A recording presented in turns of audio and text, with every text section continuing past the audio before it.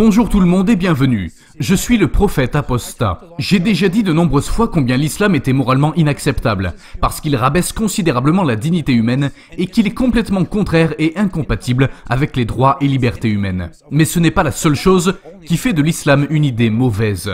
Il y a des problèmes logiques et scientifiques majeurs dans le Coran qui prétend pourtant être indubitable, dénué de tout défaut car parole parfaite d'un Dieu tout-puissant, Allah. Quand vous êtes un musulman, comme je l'étais auparavant, vous apprenez que l'islam est parfait et que le Coran est supérieur à tout, à n'importe quelle idée, n'importe quelle observation, n'importe quelle preuve. Par conséquent, quand le Coran est en contradiction manifeste avec quelque chose que nous observons très clairement, les personnes qui croient en cette religion persistent dans leurs croyances. Et soit ils rejettent l'évidence communément admise, soit ils changent soudainement leur interprétation du Coran et sous-entendent que le Coran connaissait déjà tous ces faits nouvellement découverts depuis 1400 ans, et que d'une certaine façon, Allah a donné aux infidèles l'opportunité de découvrir toutes ces choses à leur tour. Laissez-moi poursuivre en vous montrant un bon nombre de ces choses qui sont soit complètement fausses, soit complètement bizarres dans le Coran. Les musulmans sont familiers avec cette idée selon laquelle Allah a créé toutes les créatures vivantes par paire.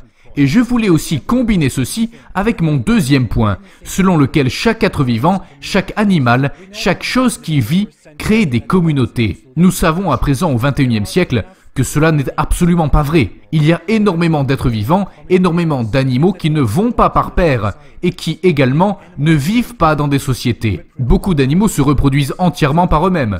Donc le Coran est dans l'erreur sur ces points. Mais comment l'auteur du Coran le saurait-il? L'auteur du Coran dit aussi que les humains ont été créés à base de poussière ou d'argile. Nous devons encore scientifiquement éclaircir qu'un tel événement ait pu se produire à un moment dans notre histoire. En fait, non. Bien sûr que cela ne s'est jamais produit. Mais revenons aux animaux. C'est assez intéressant. Le Coran déclare par exemple que les animaux qui produisent du lait sont un miracle d'Allah. Et il poursuit en décrivant comment le lait est disponible au niveau du ventre de ces animaux, créé entre le sang et les matières fécales. Cela est scientifiquement faux. Le lait n'est pas produit entre les excréments et le sang. Mais ce n'est pas tout. Le Coran déclare aussi dans le même verset que le lait est complètement pur et potable pour les humains. Mais le lait pur qui est tiré d'une vache, par exemple, est infecté de bactéries. Ce n'est pas bon pour la santé de tout le monde de boire ce lait directement et beaucoup de gens ont une intolérance naturelle au lait. Beaucoup de gens. Mais c'est ok, étant donné que l'auteur du Coran dit aussi que les chevaux ont été créés pour le transport, pour les humains. Les chevaux furent domestiqués progressivement pendant une très longue période. Avant cela, ils n'étaient que des animaux sauvages, tout comme de très nombreux animaux sauvages qui sont comme les chevaux et qui parcourent la nature. Le Coran dit aussi qu'il y a 8 types de bétail. 8 signifie mâle et femelle de chaque sorte de bétail, ce qui signifie qu'il y a 4 types de troupeaux. Et il les compte. Regardez comment il les compte. Eh bien, il y en a plein d'autres. Il y en a des centaines. Apparemment, la connaissance qu'avait Allah des animaux était limitée à l'Arabie. Je suppose que Mohammed croyait aussi que la foudre était un châtiment qui vient de là-haut, qui vient d'Allah pour punir les humains, hein? Mais qui sommes-nous pour poser des questions? Allah est celui qui nous fait des navires et qui les fait naviguer sur la mer. Mais le Coran est aussi assez bien renseigné sur les étoiles. Et il dit que les étoiles peuvent nous tomber dessus. Tomber où exactement? Les étoiles sont des objets très lointains, qui ne sont pas juste petits comme ça. Où tombent-elles exactement? Est-ce qu'elles tombent tout ensemble, comme par coïncidence, d'une distance aussi grande sur la Terre? Parce qu'elles tombent en bas, que notre sol est en bas? Eh oui, le Coran n'était pas vraiment capable de nous en dire beaucoup à propos des étoiles. Le Coran qualifie aussi les étoiles de petits objets, de petits ornements. Elles sont juste accrochées tout là-haut, simplement pour tout rendre beau. Les étoiles sont aussi décrites comme étant dans le ciel le plus bas, le ciel le plus proche, juste au-dessus de nous. Elles sont juste ici. C'est apparemment comme ceci que l'auteur du Coran se représentait les étoiles. Et, ah oui, les étoiles sont aussi des missiles jetés sur des démons. La lune aussi se sépare en deux et peut se séparer en deux à l'avenir, ce qui est assez bizarre. Imaginez simplement la Terre se séparant en deux moitiés. Mais l'auteur du Coran était aussi plutôt ignorant au sujet de la lune, parce qu'il dit plusieurs fois que la lune est une lumière. La lune n'est pas une lumière. La lune reflète simplement la lumière venant du soleil. Nous tirons nos connaissances de ce sujet non seulement en regardant le ciel, Mais nous pouvons aussi confirmer ceci en allant dans l'espace extérieur et en voyant ces objets directement, ce qu'apparemment Allah ne pensait jamais pouvoir être possible. Eh bien en fait, des gens qui ne croyaient pas en Allah ont rendu cela possible. Allah n'a pas été capable de participer au voyage dans l'espace. C'est la raison pour laquelle il pensait que le Soleil et la Lune sont en orbite, l'un autour de l'autre, et ne peuvent se rejoindre. Le Soleil se déplace au-dessus de la Terre. Saviez-vous que le Soleil a une place de repos où il se rend et s'arrête? Le Soleil a vraiment besoin de cela. Et le Soleil a aussi un lieu de lever et un endroit où il va finalement dans une source boueuse. Apparemment, Allah ne comprenait pas vraiment le lien entre le Soleil et les ombres, ou entre la lumière et les ombres, parce que les ombres sont apparemment contrôlées par Allah, et il peut les rendre plus longues ou plus courtes.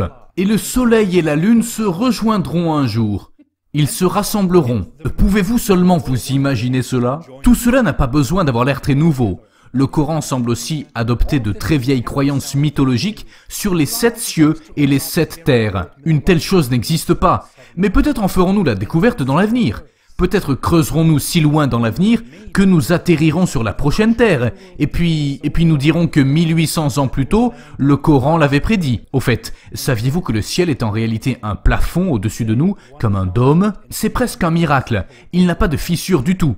Et Allah met bien l'accent sur le fait que c'est un miracle, le fait que le ciel soit soutenu par lui sans aucun pilier. Attention, voici un scoop Allah. Le ciel n'est pas un objet, c'est seulement ce que nous voyons d'ici. Mais selon le Coran, le ciel pourrait aussi nous tomber dessus. Il peut tomber. Et qu'est-ce qui tombe exactement? Et ce ciel peut aussi être enroulé un jour comme un parchemin. Et saviez-vous qu'avant d'être créé, le ciel était de la fumée? Le ciel n'était pas là. Rien n'était là, il n'y avait que de la fumée. Et ce qui est plus intéressant est qu'Allah créa tout cela après avoir créé la Terre.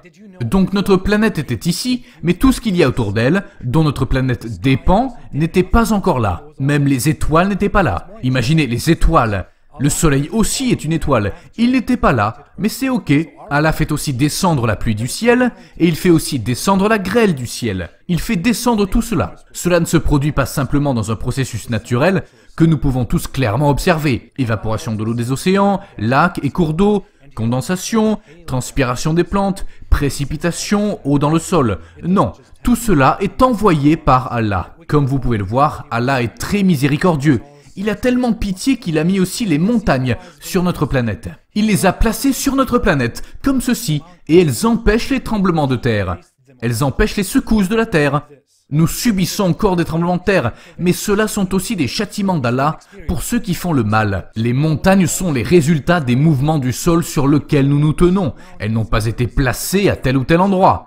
Mais Allah ne savait pas tout cela, tout comme il ne savait pas non plus qu'il y a effectivement des endroits dans ce monde où le soleil ne se couche pas, ou ne se lève pas, pendant une très longue durée. Donc il est très difficile pour une personne faisant le jeûne du Ramadan, ou pour une personne qui fait les prières, de coller aux instructions de temps et de durée données par le Coran. Imaginez que vous attendiez quelque part, le soleil ne s'est pas couché ces 4 derniers mois, et vous attendez que le soleil se couche pour que vous puissiez recommencer à manger, parce que vous avez jeûné depuis qu'il s'est levé. Vous êtes mort à ce stade.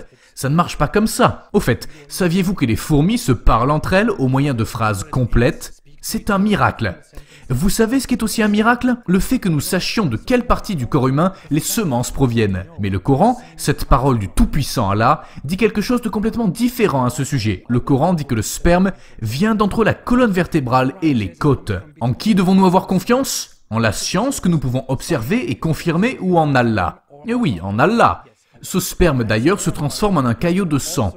Cela fait partie du processus quand nous sommes dans notre mère, quand nous sommes en train de venir à l'existence. Ne le dites pas à tout le monde, mais nous ne devenons pas un petit tas de sang. Cela n'arrive pas. Je ne peux pas blâmer Allah parce qu'il n'était pas vraiment un grand génie dans le domaine de l'embryologie. C'est pourquoi il nous dit aussi dans son livre parfait que les os sont formés avant la chair, ce qui est tout simplement faux. En fait, les pensées d'Allah sur les humains sont exactement les mêmes que celles qu'avait quelqu'un vivant 1400 ans auparavant en Arabie. Il pensait aussi que les cœurs ont quelques fonctions spéciales, et ces fonctions, les gens d'il y a 1400 ans les attribuaient aussi aux cœurs, comme par exemple celle de cacher leurs pensées et secrets. Quand les gens disent ceci à propos du cœur, c'est une expression à ne pas prendre à la lettre. Mais Allah emploie ces mots comme si c'était à prendre au sens propre. Allah disait aussi qu'il y a des barrières entre les eaux, où l'eau salée des mers et l'eau douce des fleuves ne se mélangent pas. Vous devez sûrement tous avoir vu des images de ce miracle. Un miracle qui n'existe pas, parce qu'une telle chose n'existe pas. C'est pas grave, nous avons tous des défauts. Mohamed avait probablement des défauts lui aussi, mais il ne devrait pas prétendre qu'il a reçu son message d'un Allah omniscient et omnipotent, d'un Dieu tout-puissant, ayant la connaissance parfaite de tout, parce qu'il est le créateur de toutes choses. Il a créé toutes choses d'une manière parfaite. C'est ce qu'il dit dans le Coran. Toutes les imperfections dans ce monde, imperfections dans notre nature, dans tout ce qui nous entoure, dans la nature humaine, les défauts de naissance et les gens nés en ayant des imperfections. Et vous savez, la prochaine fois qu'une de vos connaissances a le cancer parce qu'un processus naturel a totalement dysfonctionné, sur lequel vous n'avez probablement eu aucune influence, ne faites pas porter le chapeau à Allah. Attribuez la responsabilité à autre chose, parce qu'Allah a fait toutes choses parfaites. Peut-être que ceci est seulement une façon de parler imagée, une bien belle excuse pour un échec si conséquent. Quand j'étais musulman, je ne pouvais pas vraiment remettre en question ces choses, parce que je croyais dans le Coran avec lequel j'ai grandi, et le Coran dit dès les premières lignes que tout ce qu'il dit est vrai. Mais après une longue période où mon intelligence a été supprimée et insultée, j'ai osé le questionner comme chacun devrait le faire. Et maintenant, je sais que le Coran est seulement le résultat d'une connaissance du 7e siècle et de l'imaginaire de l'Arabie de l'époque. Merci d'avoir regardé.